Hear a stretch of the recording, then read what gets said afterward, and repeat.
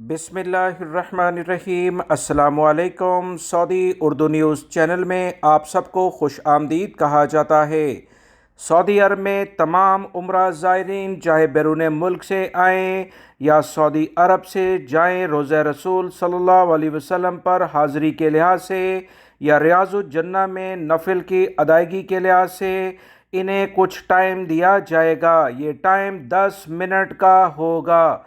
Saudi अरब में rush को control करने के लिहाज से ये इक़दामात किए गए हैं ताकि तमाम मुसलमानों को जो कि रोज़ा रसूल और रियाज़ुल जन्नह तक आते हैं उन्हें इस अहम मुक़द्दस मुकाम पर हाज़िरी के लिहाज से या नफल की अदायगी के लिहाज से वक्त मिल सके। सऊदी अरब में सऊदी वज़ारत हज उम्रा की जानिब से वाज़ह तौर पर बताया गया कि एतमरना और तवक्कलना एप्लीकेशन के ज़रिए जो इस वक्त टाइम दिया जा रहा है उसकी यकीनी तौर पर पाबंदी करें। पहले आना या देर तक इन मुक़द्दस मकामात पर रुकना रश को इजाफे का सबब बनेगा, लिहाजा तमाम लोग इस बारे में हमसे ताउन करें।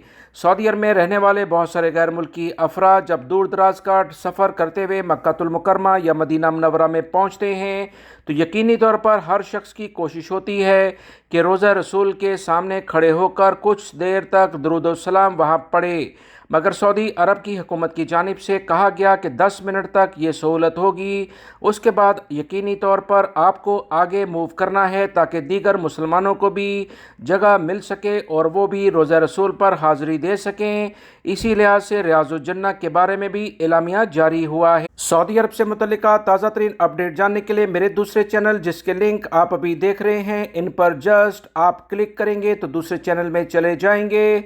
मेरे उस चैनल को भी सब्सक्राइब करें ताकि रोज़ाना की बुनियाद पर अहम तरीन मालूमात जो शेयर की जाती हैं वो आपको मिल सके। बेल बटन में ऑल का ऑप्शन लाजमी सेलेक्ट कीजिएगा ताकि अहम तरीन मालूमात फ़ौरन आप तक पहुँच जाएँ। अपना बहुत सारा ख्याल रखिएगा। अस्सलामु अलैकुम।